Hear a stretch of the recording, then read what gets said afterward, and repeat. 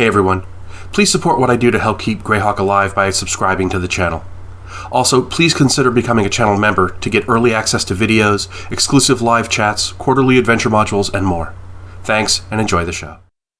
Greyhawk has a rather unique relationship with the planes of existence, and I want to talk about it today on Greyhawk Ragnar.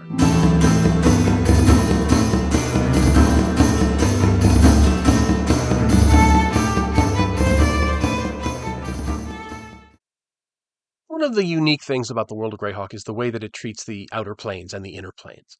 Um, in as much as it has a very strong relationship. The Earth has a very strong relationship with a lot of the other planes, and this was by design. Gary, was very much of a fan of outer planes and demiplanes and things like that, and that's reflected in the way that the planes themselves are conceived of.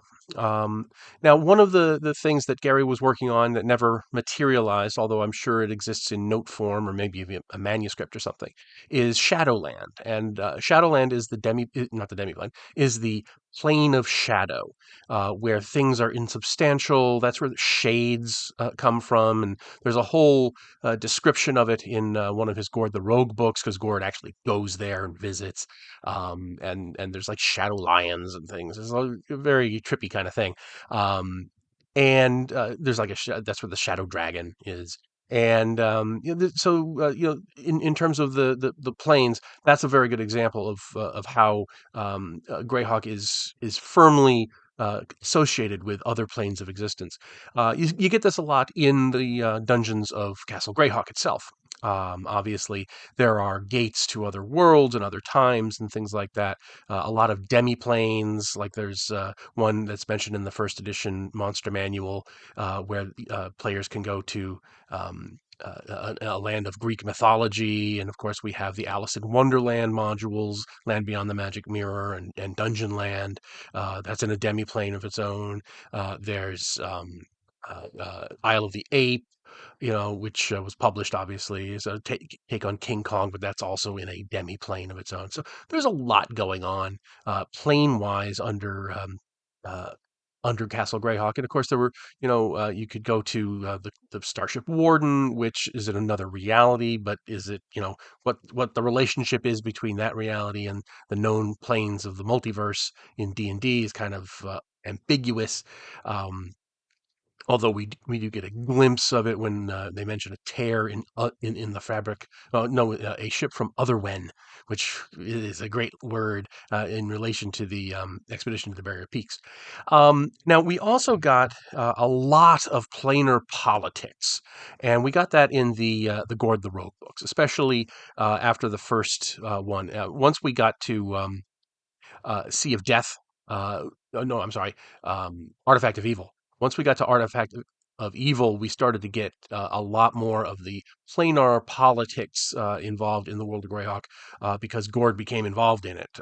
We see rivalries between Ayus and Igwilv, and demons get involved, and there's the demonic politics and war between Orcus and Grazd and so forth. We saw all those machinations and such, and we really get a vivid image of the workings of the lower planes, at least, and a glimpse at the upper planes.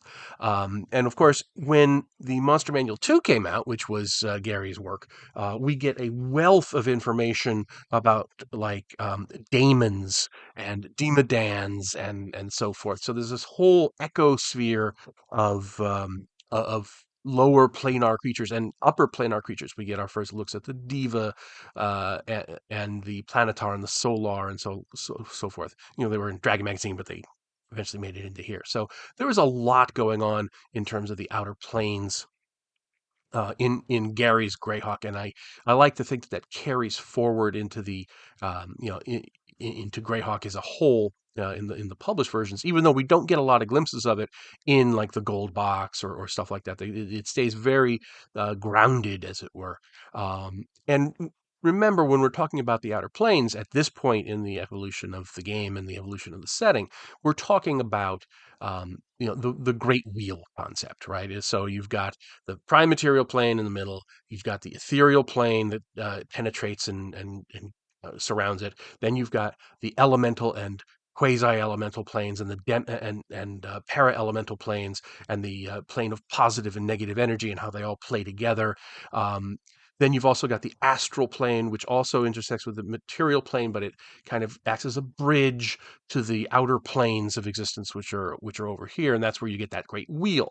That's the, where you have the lawful good seven heavens going all the way around to the Olympus and the abyss and the nine hells and so forth, in a great circle. And right in the middle is the plane of concordant opposition, which is the true neutral plane, which seems to have been dropped when we get more to the planescape conception of the outer planes. I'm personally a great big fan of the Great Wheel concept. I included it in my Greyhawk 5e stuff, as an alternative cosmology, and I might be revisiting the whole cosmology thing at some point. But in terms of the world of Greyhawk specifically, I think there is a lot of connective tissue in there, especially in the Gord the Rogue books, and of course in various hints and some of the published modules with the demiplanes and so forth. So anyway, this is a quick one because we're getting ready for Thanksgiving.